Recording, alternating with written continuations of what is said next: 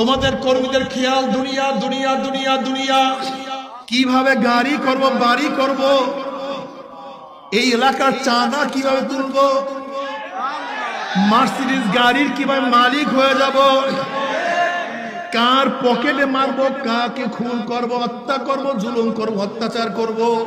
ওরা ইজ্জত মারিয়া মানুষের টাকা কামাই করে, নেতাগিরি করে। আর আমরা কিভাবে নেতাগিরি করি? আমরা বলি না, দুনিয়া কিছু না, আখিরাত সব।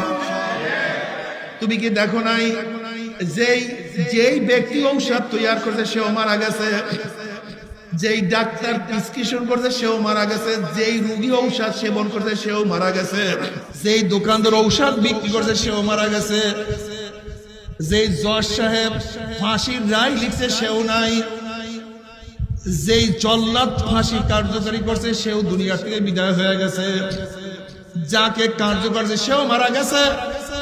ফেরাউন নাই, মুসা আলাইহিস সালাতু ওয়াস সালাম দুনিয়াতে নাই, নবী ইব্রাহিম দুনিয়ার থেকে বিদায় হয়ে গেছে, নমরুদ দুনিয়ার থেকে বিদায় হয়ে গেছে।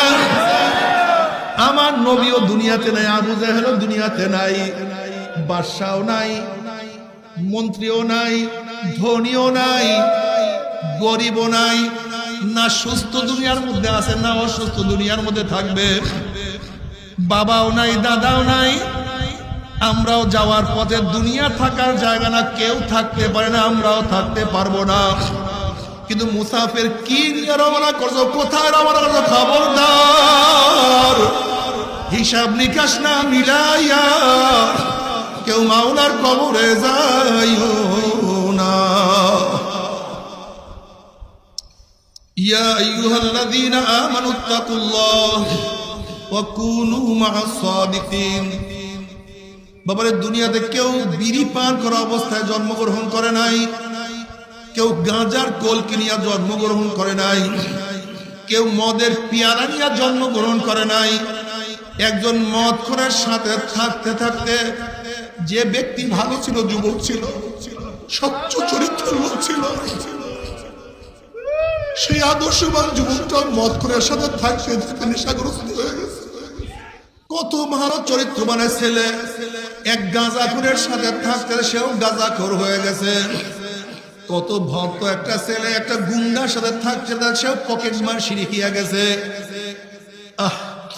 কত ভদ্র একটা ছেলে খুনির সাথে থাকতে থাকে সেও খুনি হয়ে গেছে। কত ভালো একটা ছেলে জালেমের সাথে থাকতে সেও জালেম হয়ে গেছে। কত ভালো একটা ছেলে নাস্তিকের সাথে থাকতে সেও নাস্তিক হয়ে গেছে।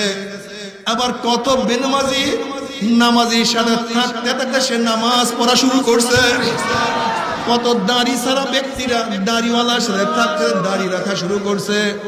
কোন সম্প্রদায় জিকিরের মাজলিসে বসিয়া যায়, জিকির শেষে যখন জাকিরের মাজলিস ছাড়তে থাকে, একদল আহ্বানকারী ফেরেশতারা আসমান থেকে ডাক দিলে, জাকিরিন শোনো, তোমরা এতক্ষণ যে কাজ করছো, আমল করছো, জিকির আজকার করছো, তার প্রতিদান শোনো। শোনো, আল্লাহ পাক তোমাদের গুনাহ খাতা মাফ করে দিস।